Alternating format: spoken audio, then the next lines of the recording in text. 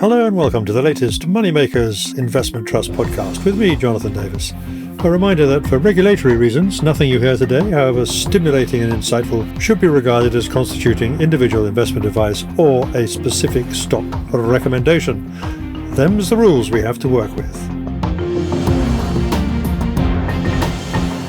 This week on the Moneymakers podcast, I'm delighted to have the opportunity to talk with an investment trust which is right in the centre of what's going on at the moment. We are in the course of a Middle East war, which is not favourable for most asset classes. But one I think which it will be favourable for, in the short term at least, is the energy market and maybe commodities as well. We'll come on to talk about that. So I'm going to be joined by Adrian Brown, the chairman of BlackRock Energy Resources Income, and also by Tom Holl, who's one of the managers of the trust. So, Tom, I'd like to start with you, and just, if you can, give us your perspective on what is happening at the moment and what the implications are depending on the duration of this particular conflict that we're seeing in the Middle East at the moment. Hi, Jonathan, and thank you very much for asking both myself and Adrian to join you as guests on this podcast today. It's much appreciated. I think the first thing to say, whenever there's something that impacts markets that has a very real human element to it, is just to acknowledge the sort of terrible human impact this is having across the region. So, just wanted to highlight that before we sort of start talking about dollars, cents, and impacts on markets. I think trying to make forecasts or predictions about what is going to happen over the next 12, 24 hours, let alone over the next week or two, is incredibly challenging. And when we think about how to navigate portfolios through this, we try and think about what is priced into stocks and shares and where the balance of probability lies. And I think it's important when you take a step back from this, and who knows where the next week or two will take us. But I think one of the things that this is going to sort of reaffirm to countries and investors around the world is the importance of the resilience of energy supply chains. I think this is coming in geopolitical terms quite soon after Russia-Ukraine, which is obviously ongoing, but the very big impacts that had on energy markets in that conflict's infancy.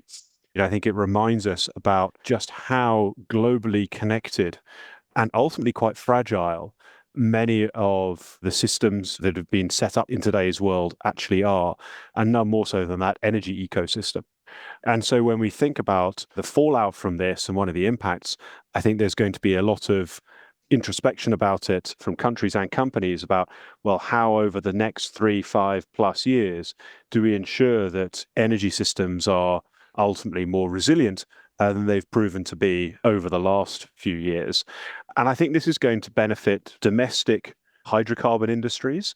When you look at the US, for example, where you've seen unprecedented investment in the shale industry and a massive cost advantage through their low cost of gas production. But it's also, I think, going to bring back into focus the renewables and more local forms of electricity generation that over the last couple of years, perhaps due to the change in politics in the US, have been pushed to the side of investors' minds. And I think that's something, when we think about the resilience of the energy ecosystem, if you can help grow that local generation away from those global supply chains, I think that's something that is going to be coming back into the mind of investors as we go through the coming months, maybe once the dust has settled, however this period of extreme volatility washes out. Obviously, you work for BlackRock. BlackRock is one of the largest fund managers in the world and has an extensive array of research analysts. Do you have a view, if you like, a house view on what the potential vulnerabilities to the global economy are before we get into specifics about individual countries? And I've seen it said that, $100 a barrel is just about manageable. $150 a barrel means recession, and $200 a barrel means a severe crisis of economic terms. If we were to get any of those particular levels, does that seem like a reasonable way to bring home to people what the sensitivities are at the moment? I think when you take a step back and think about the impacts on the broader economy of this, there's always the first order effect. So what's the impact on those first frontline users of oil, for example? Airlines, people buying heating oil, the vehicle and shipping industry, other forms of transport that directly use diesel, heavy fuel oil, etc., jet fuel. And obviously those industries are impacted on day one. I think what is less certain at the moment, which I would think is a potentially greater risk to economic growth, which is at the moment hard to quantify and hard to put a probability on, is the sort of second order inflationary effects that could hurt the consumer. So if we look back at Russia-Ukraine, the impacts here are going to be very different. Russia-Ukraine impacted Europe most immediately initially. This actually, when you look at the price of oil being delivered into Asia, for example, has an initially potentially larger impact on Asia. And then you have the gas impact in terms of European energy costs. But I think the key will be, if the conflict keeps going, is how does that then start to feed through, for example, into food inflation? That was one area that sort of we really saw move higher at the start of the Russia-Ukraine conflict. And one of the things we've seen already move higher in price is fertilizers, for example. The Middle East is a key producer of nitrogen fertilizer, as well as a key producer of sulfur, which is used in the production of other fertilizers such as phosphates. So I think you're already seeing some of the big asset classes, like some of the bond markets, begin to reprice rate outlooks for 2026 as you start to see sort of inflation expectations begin to rise. I think the difference today versus 3-4 years ago is we were still 3-4 years ago benefiting from the fiscal stimulus from COVID. Plus, the economies were really restarting, capital expenditure restarting post-COVID lockdowns. Clearly, we're in a slightly different position today in terms of you don't have that same fiscal tailwind that we had 3 or 4 years ago. And so I think there is quite a reasonable amount of concern about these higher rates being a headwind for general economic activity. Hence, you've seen some of the recent pullbacks in the metals prices. Copper and aluminium have fallen off their recent highs. I was going to bring that up in the sense that your trust is interesting because it actually invests in basically sort of three broad buckets, I think it's fair to say, in energy itself, in metals and mining, and the energy transition, as you call it. Just talk us through, in just very broad terms, for the listeners who aren't perhaps as familiar with this. Obviously, energy and mining and metal companies will react in slightly different ways, but they are linked, are they not? So what would you normally expect if we went into a period where we've got supply disruptions, we've got higher oil prices, you've got higher gas prices, we've seen metal and mining sell off a little bit. So basically, from investors' point of view, in the short term, being in energy is good, but being in metals and mining is not so good. Is that a fair conclusion or not? I think that is a reasonable 30-second summary. If oil prices or energy prices and mined commodity prices are rising at the same time as each other, driven by a really strong demand environment, that's typically a good thing for the producers of both of those types of commodities. But as you say, what we see today is energy prices that are being driven higher by supply side shock rather than demand push.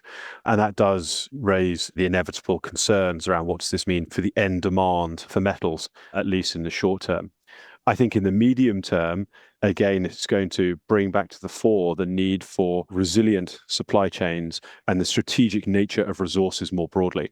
And I think there'll be two impacts from it on metals markets. One, I think that companies and countries will start to think about running with higher inventories through time. Again, coming back to resilience of supply chains, people have got used to running with just-in-time supply chains across most aspects of their businesses. And that involves an interconnected global economy where, by and large, everybody cooperates and gets on. If you're entering into a period of time now where, for several years, we've seen geopolitics that are becoming more fragmented, whether that's through kinetic activity like we're seeing in the Middle East, or whether it's through economic barriers such as tariffs and trade wars, you need to think about, again, building that resilience, and having high levels of inventory is one of those. And so I do think as we move past the peak of this disruption, both countries and companies will think about increasing strategic stockpiles, for example, of minerals, which will be, I think, supportive for prices. On the energy side, I think, again, we touched on it already, you will continue to see a world where the consequence of these actions will be to drive investment across the energy supply chain. I think when you've previously had these crises and you've seen a spike in, say, oil prices, there's always been the temptation to say, oh, this is just going to accelerate the drive towards renewable energy because you'll see an acceleration of substitution. I actually think it will demonstrate just how much the world still relies on hydrocarbons, how hard that's going to be to remove that reliance in the short to medium term. And actually, it's an all of the above in an energy solution. And you're actually just going to see a step up in investment in the energy supply chains more broadly. All of which is going to cost money, of course, and will require investment and so on. in economies that may be suffering economically as well. Can I just ask you, before I bring in the chairman of the trust, can you just tell us something about, if we step back from all this and we look at the kind of things which you're investing in, and obviously this current climate is good for investment trusts like yours because you're invested in things that prices are going up, albeit there's some offsetting items. But if we look back at the sort of energy sector and the mining sector and then at the energy transition sector, before we went into this crisis a couple of weeks ago, what could you say about the valuations in those sectors? In other words, these kind of things that you're investing in, were they already expensive, cheap, or fairly valued at that time? So in other words, what kind of upside might we see from here? So I think if we take each of those in turn, we went into this, if you look at the last published numbers, relatively neutral on the mining side. A lot of the mining companies have done very well for the 6 months to sort of middle of February, end of February. And I think it would be fair to say that valuations were not screamingly cheap, and it was certainly not an area of contrarian investment interest. And I would say similarly on the energy side, things looked approximately fair value to maybe actually slightly expensive, because before the conflict, oil markets looked quite well supplied for most of 26 and into 27. Obviously, what's happened in the Middle East has completely changed that dynamic, as evidenced by the near-term pricing in hydrocarbons.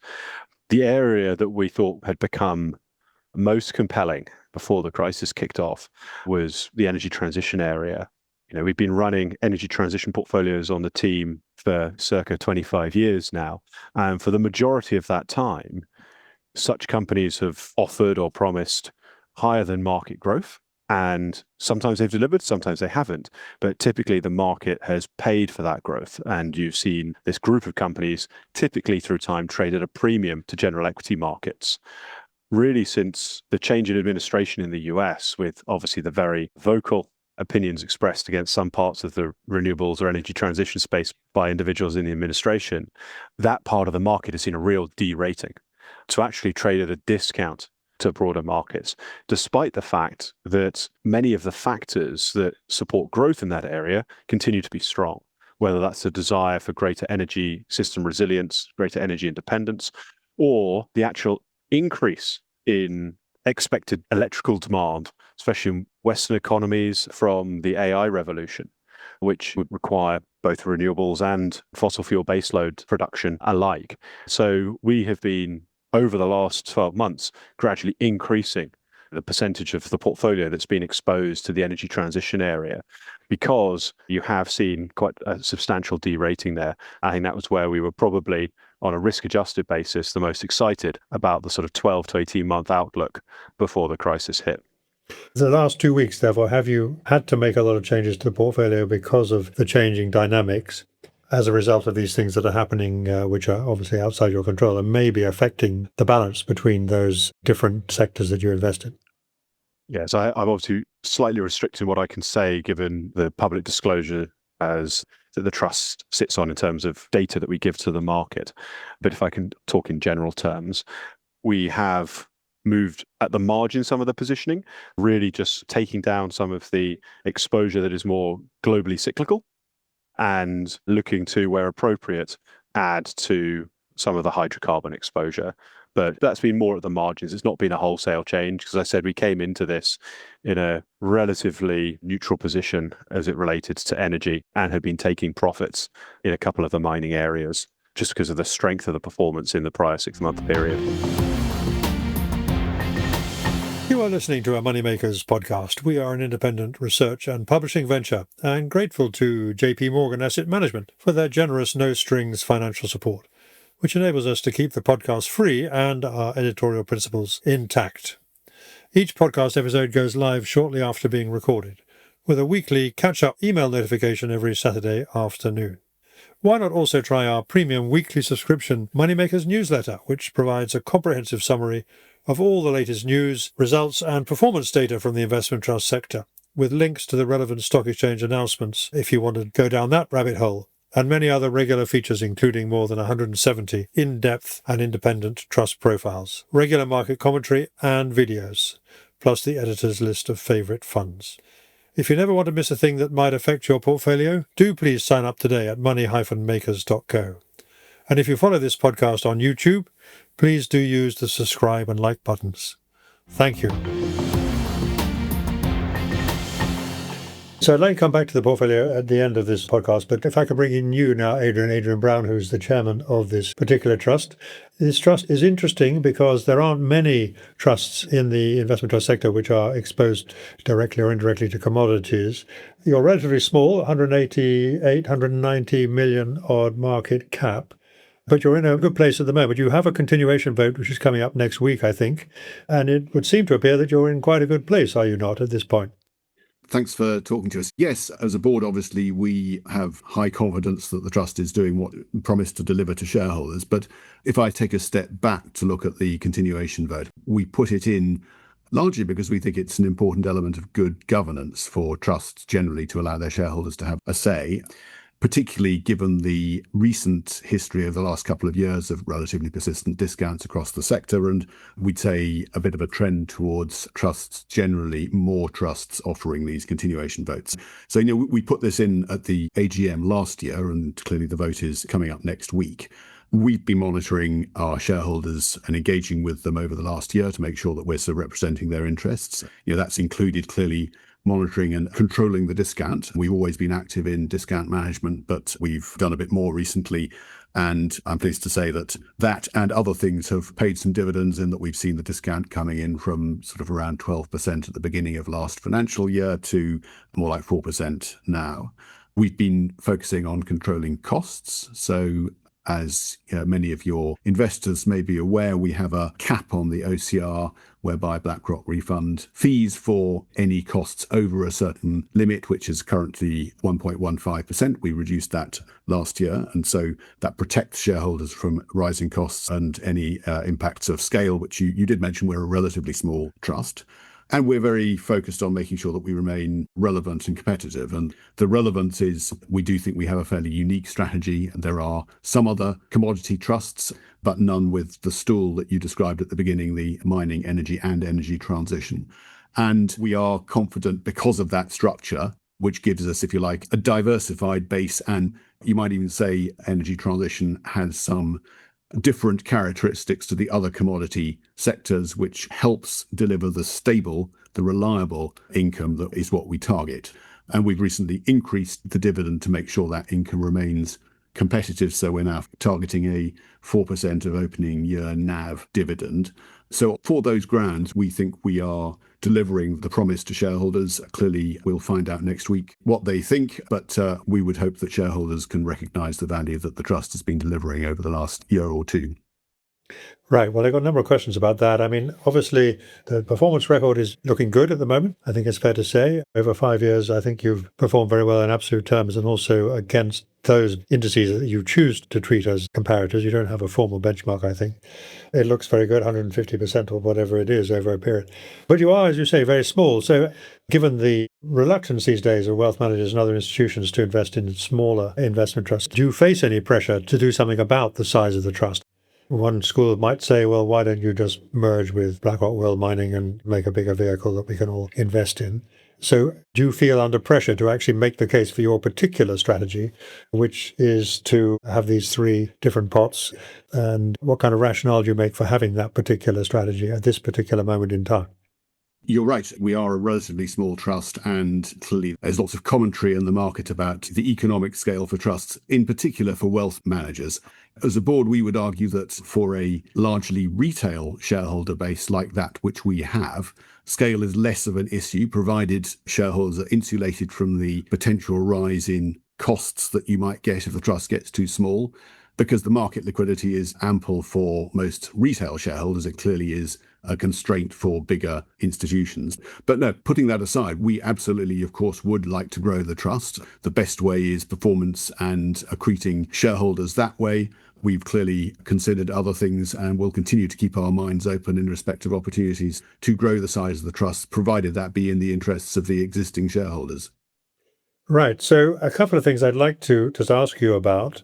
One of the things that's obviously noticed about the last 2 or 3 years, we have seen a lot of activists in the sector And I'm not sure whether it was BlackRock or whether it was you that instituted this sort of standstill agreement with Saba Capital. This is a standstill agreement that says they won't try and come after you until 2027 at the earliest. You can perhaps explain it a bit more clearly than I've done. Can you explain how that came about? And was that actually an initiative from you, or was it an initiative from BlackRock itself linked to some events that have been going on in the US? Well, clearly the agreement is an agreement between BERI, i.e. the trust, and Saba. It would be fair to say that it was aided by BlackRock, but it's a board decision, and we took that because we considered it to be in the best interests of shareholders. I won't comment specifically on Saba because that's a topic that you've covered amply in many previous podcasts, and notably the one last week with Andrew McHattie. But just to say, we think that while in general the activity of activists in the market has brought some appropriate pressure on boards to sort of concentrate on discounts and think about the value they're delivering for shareholders, there's clearly a risk with retail registered investment trusts like ours, where we have a dominance of small shareholders. There is some risk of large shareholders getting a disproportionate degree of control through their voting. And that's why the board considered that it's in shareholders' interest to avoid the kind of disruption and or costs of that kind of proxy battle. And that's why we thought this was a sensible proposal to agree to. It's something that not many other trusts have managed to do, let's put it that way. But as you say, regardless of that, the discount has come in on your trust. So that's been, I guess, a positive. I have noticed a couple of things, though, which I might just mention to you. In terms of share buybacks, I think in previous financial periods, you've been buying back at around 10% discount, something like that on average. But more recently, you've been buying back shares at a much narrower discount. I think in December, you bought back at a very narrow discount, around 2.5%, according to the research report I read. What's the thinking behind that, if your discount is coming in naturally anyway? I mean, that's a pretty narrow discount at which to be buying back shares. Do you have an ambition to keep the shares trading very close to NAV? Well, we haven't got any stated target for discount management, but it is something, as you rightly observe, we have been managing the discount actively for some time, and we've done considerably more this year. Back to the general point about activist investors, notwithstanding any agreements, the only real long-term solution that we see as a board is that trusts do control their discounts to make it less attractive for these kind of players to buy the shares in the first place. And that's what we're determined to do. And we're using the buyback capacity where we see appropriate in order to try and achieve that. So we would be hoping to have a narrower discount going forward than we've seen over the last couple of years. You won't be surprised to hear me ask this. I'm just wondering whether some of the things that you've been doing recently are linked to any kind of discussion you might have had with Saba Capital earlier on. No, they're not. There are many activist investors or many discount investors, and Saba's just one of them. So I think it's a general point. This is not specifically about Saba. It's a general factor in the market that I think investment trusts do need to control their discounts better going forward.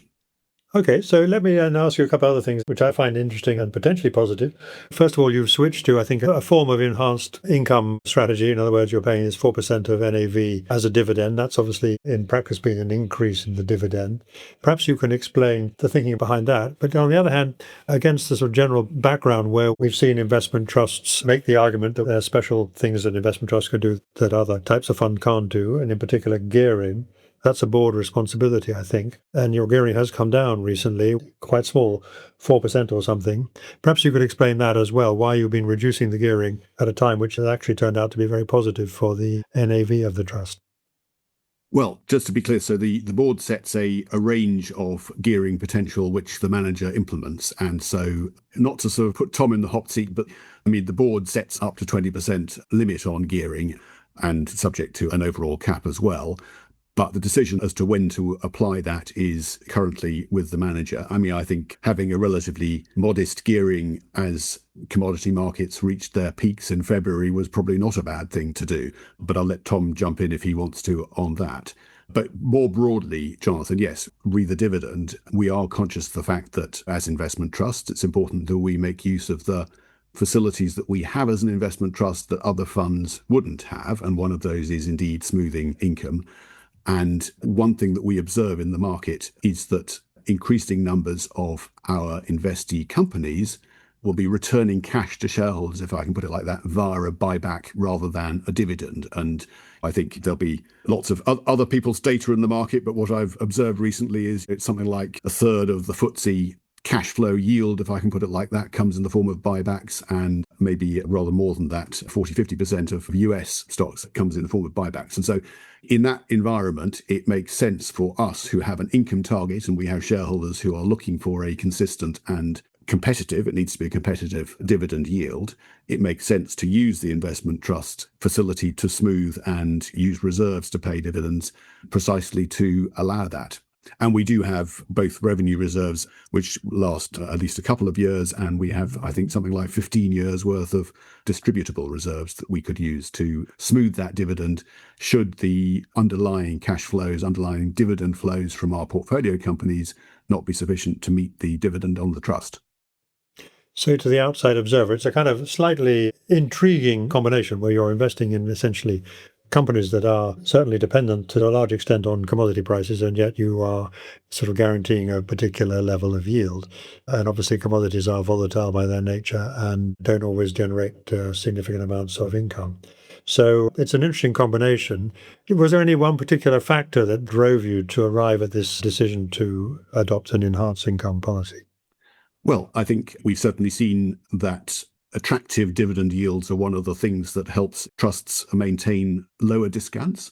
And I think to answer a question earlier on as to why don't we just merge with the larger mining sister, we have a different strategy, and it is quite a different strategy, not least the three legs, but also we do have an income target, which they don't.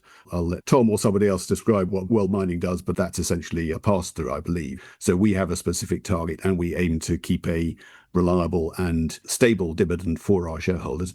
And why is it important? Well, I say a lot of our retail shareholders, we think, do rely on the income from this trust for income purposes. And so it's a factor that was featured largely in their decision to buy the trust in the first place. And in that sense, we're competing with bank base rates for money that might well otherwise be invested in deposit accounts for income. But we can offer, hopefully, some inflation sensitivity in that income. So, and in the current environment, I think that's probably a very attractive combination for investors. So if I can bring you back in here, Tom, perhaps on those couple of points. First of all, as Adrian said, the board sets us parameters for gearing, and you make suggestions about that, and I guess are normally agreed. What has been your thinking about the gearing and why it's been reducing, and whether you're going to change that now? And secondly, on the other point about the enhanced income, does that actually influence the way that you actually have to manage the portfolio? To what extent is that a factor? So on the gearing side, as Adrian said, there's a range that is set by the board, and then we use the gearing really as a tactical investment tool. And there'll be times where we want to take that gearing up if we see an abundance of short to medium term exciting opportunities. And there'll be times where we think that balance might be more symmetric in terms of risks to the upside and downside.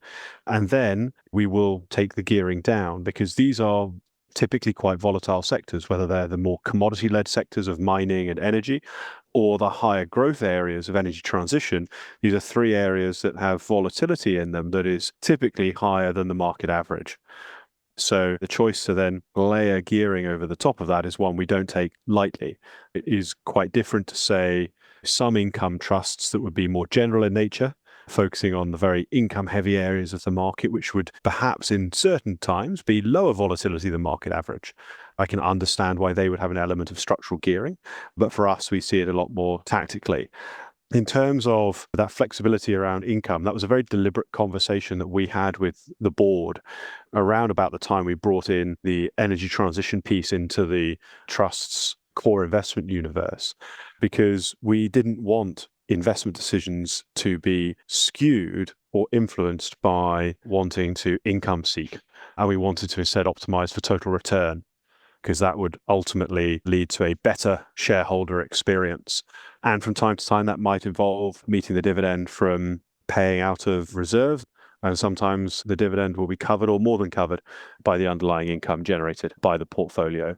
But it removes the pressure on us either to have a portfolio that is disproportionately allocated towards those high dividend payers in the context of the sectors in which we invest, or to have to write more options than we would otherwise be comfortable doing, again, from an optimizing of a total return perspective. So this writing of options, just to explain to listeners who aren't necessarily familiar with that, that's something that BlackRock World Mining does as well, has done for a number of years.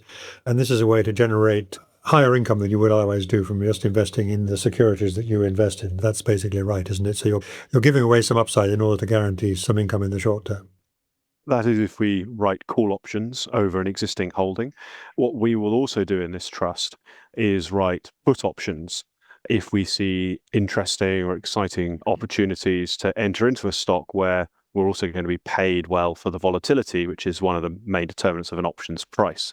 So if we see a sell-off in a particular security or group of securities that we think is unjustified in the medium term, and it takes the shares to a level where we'd be very happy to build a position, then we can sell put options, which are, we are selling the ability for somebody to sell those shares to us at a specific price in the future, and where we will have to buy them at that price in the future. And so, we have used this quite extensively, actually, over the last 3 years to generate income, where there have been sell-offs in shares, and we've seen attractive entry points. We can use the put option mechanism to generate income. So, hindsight's a wonderful thing. But I wonder, when you made this transition from your previous strategy, which was basically, I think, 50% mining and 50% energy, you moved into energy transition. I think it's the case that the mining and the energy portions of the portfolio have outperformed substantially the investments in the energy transition as of this moment. Do you think, in retrospect or with hindsight, that might have been a mistake? I'll take that one since that was a board call. No, in as much as clearly performance is one of the key things that we are after, but we are also after a more stable dividend income, if I can put it like that. And as I say, one of the reasons for implementing that flexible strategy at the time was precisely to add the third leg, if I can put it like that, to the strategy, and a third leg with some rather different characteristics from the very cyclical, albeit high-yielding commodity sectors that we were invested in hitherto, i.e. mining and energy. And so it's worked from that perspective, in as much as the flexibility, I think, to switch between those sectors has proved very performance-enhancing to shareholders. And we're also confident that as time evolves, the income characteristics of the renewable or the energy transition sector anyway are likely to improve as companies in that sector mature. So another question, I think this one for Tom, if I may. I've been looking through your portfolio. There's a lot of securities there. As I think you alluded to, if we look across the investment trust sector, we see a lot of renewable energy trusts which are trading at big discounts. But you're not interested in owning any of them. Perhaps you're restricted in some way from doing so. But tell me what you think is going on there. You would think that if these particular vehicles are trading at substantial discounts and you believe the NAVs, which not everybody does, would you ever consider investing in them? And if not, why not? So I'm not entirely sure which specific trusts you're referring to. I wouldn't want to talk about any specific peer funds that we wouldn't be familiar with. But it's my understanding that a number of these either own or develop renewable assets. And when we look at the environment today, our investment opportunity set, we can find some really compelling and exciting opportunities in the energy transition space across the supply chain for the energy transition and in some of the especially European-wide utilities, given the growth in electricity demand and supply that we think we're going to see over the coming 3-5+ years as a result of electrification of transport, the AI revolution, etc. So we don't typically look at some of these other collective investment vehicles as really core to our investment universe. People that look at companies rather than collective investment schemes as a sort of real space for us to invest in. I'm interested because I think, for example, you own some shares in SSE, which is a utility that has some interest in renewable energy. Do you think that it's a simpler, more attractive structure than investing in an investment trust trying to develop assets itself? So again, I wouldn't really want to comment on trust structures that I'm not overly familiar with. Our investment remit is to focus on more of those corporate structures rather than opportunities within the trust space itself. Okay, so leave that answer there. But if I come back to you, Adrian, I don't want to give the impression that this trust has not been very successful. It has, and offers a lot to investors. What exactly is the case that you're going to make to your shareholders in the continuation vote? What would be the headline points? Would it be, it's working, let's not mess with it kind of thing? Would that be the approach? Well, I think I broadly make 3 points. One is that we think we have a unique strategy, a relevant strategy. It's this flexible, three-legged energy mining and energy transition strategy. The proof in the pudding is that it has worked very well over the last 5 years since we put that strategy in. As you alluded to, we've seen very strong performance, both in absolute terms. I think you mentioned the 153% total return to end of February, and also in relative terms, so outperforming the reference index, which is a kind of blended index of the three components that we invest in, and outperforming that very substantially over that same period. And so it is relevant, it's performed well, and it's offering a competitive and stable yield, which is something that we do have income in our objects. And so the offering of that, both stable and competitive with other investment trusts and bond rates, offering that yield that competes with both of those two things, means that I think we are delivering what we've said to shareholders we're trying to, and the proof is in the pudding of what we've delivered. So, and I guess your proposition, we can continue to do that going forward, I guess, is the other point, because of the flexibility of the strategy, and we've mentioned the reserves that we've got to pay the dividends. Yes, I mean, on that point, will you be saying to your shareholders that it's not only business as normal, but you will actually maintain this discipline around discounts and around underwriting the dividend and so on? We're not going to go back to a period where perhaps you're trading between 10 and 20% discount. You wouldn't want to see that, presumably. Yes, well, we're clearly not making any formal statements about that. As you said, it's a volatile sector, etc. But suffice it to say that we as a board are very mindful of the fact that were that to happen, then we'd be just as exposed to other activist investors that might come along. And that's not the optimal outcome for shareholders, to have that kind of discount volatility. We've always managed discount to try and reduce volatility. We are likely to be doing that at a slightly narrower level than we have been in the past. And if I can ask you, as someone who's, if I can put it this way, has a number of years of experience under their belt, from your perspective, not from the manager's perspective, but if you look around at what's happening in the world at the moment, and in particular with the Middle East, I mean, it is a cause of potential anxiety, is it not? I mean, we've seen what happens to Middle East and oil price crises in the past. If this one gets out of hand, that's not going to be a particularly positive development for the world and indeed for the UK. I mean, indeed not. It's obviously a challenge to everybody's economies, as Tom, I think, alluded to, possibly more so to Europe than the States, given our higher dependency on gas and things. But I mean, if I go back to the kind of positioning of the trust, no inflation shock is good for equities generally, but I think the positioning of this trust means that it's about as well positioned as it could possibly be for that kind of thing, because of the reliance on a fairly broad basket of commodities, including oil, and, as Tom mentioned, the energy transition, which could be positively incentivized by rising oil prices. So I think in what could be a tough environment for income investors who are looking for income, and if possible with some kind of element of inflation sensitivity or real income, if I can put it like that, this trust offers one of the most likely successful strategies in that environment. And so finally, Tom, I'll come back to you if I may, and just ask you about one specific thing, which is obviously relevant. If you're investing in companies that themselves are developing energy or mining assets, that's largely a dollar-denominated business. What is your approach to hedging, and what do you think might happen as to the dollar and other exchange rates over the next period that you can foresee, to the extent that you can, and what could you do about it? We don't hedge currency. The vast majority of companies that we look at, especially in the hydrocarbon side and the metal side, will have their functional and reporting currency as US dollars. Their share prices might be expressed in pounds or Canadian dollars, but ultimately these are US dollar businesses. But we will look at the operating costs, which currency the operating costs are in, and work with our colleagues in the BlackRock Investment Institute and on our general equity funds, for example, to help build our currency views, just to think about which currencies may be weaker over the next 1 to 2 years, and therefore offer a tailwind for margins for those companies whose costs are in that. One thing I would say, though, is I think through time, one of the things that I, as an investor, have high conviction on is that the value of paper currency or fiat currency is going to continue to accelerate downwards. And so investing in real assets, whether that's the generation of energy from renewables, whether that's into hard mining assets or hard hydrocarbon assets, is going to prove an astute and resilient thing in terms of preserving purchasing power through time.